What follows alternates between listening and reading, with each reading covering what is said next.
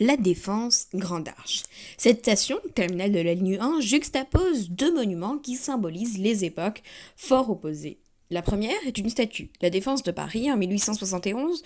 Un groupe de bronze de Baria contre les armées prussiennes. La capitale a dû soutenir un siège de 132 jours qui a pris fin par l'armistice du 28 janvier, signé par Jules Favre au nom de la République. Les Parisiens avaient beaucoup souffert, l'hiver était froid, ils n'avaient pas de moyens de chauffage. On habitait les arbres des bois de Vincennes et de Boulogne. Plus de 500 000 déshérités erraient dans les rues à la recherche de quelques pittances. On mangeait les chevaux, les animaux du jardin des plantes. Victor Hugo se souvenait d'avoir goûté du cuisseau d'antilope et du beefsteak d'éléphant. On mangeait aussi les chiens, les chats, jusqu'aux moineaux. Un pain noir mêlé de riz et d'avoine était distribué avec parcimonie.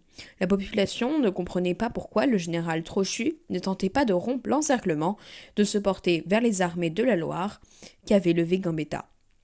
Toutes les tentatives de sortie avaient échoué en dépit des efforts héroïques des gardes mobiles de Paris et de province.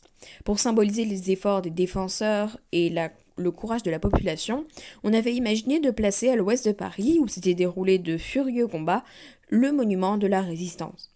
Il est toujours en place, mais il n'est plus à l'échelle du monument qui lui fait face, la Grande Arche des droits de l'homme.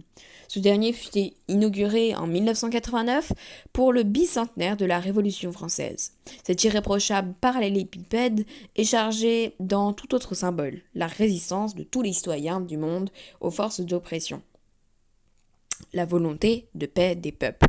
Ce gigantesque bloc d'acier et de verre diffuse de tout azimut son message d'entente et de respect humain à partir de la capitale mondiale des révolutions qui réaffirme solennellement, 200 ans plus tard, sa volonté de défendre les droits de l'homme et du citoyen.